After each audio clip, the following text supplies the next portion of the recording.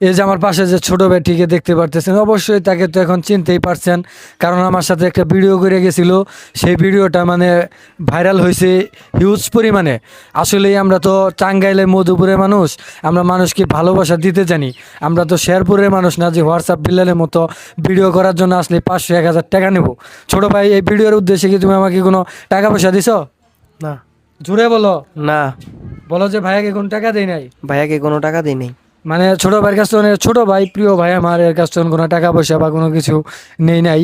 মানে আমরা তো টাঙ্গেলের মানুষ, যে আগেই বলছি টাঙ্গেলের মানুষ ভালোবাসা দিতে জানে।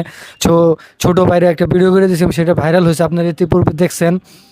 আজকে আবার ছোট ভাই এই ভালোবাসার টানে দৌড় পেরে চলে আইছে সেই মহিষ ভাতান থেকে, মহিষ ভাতান উমর বাস স্ট্যান্ড থেকে চলে আসছে ভিডিও করার জন্য।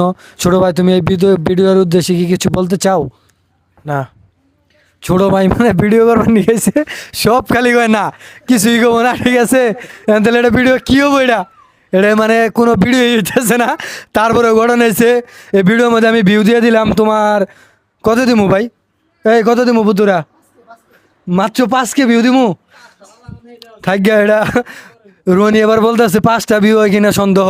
যাই হোক, সমস্যা নাই, এটা 50,000 ভিউ হবে। ছোট ভাইকে বলে দিচ্ছি।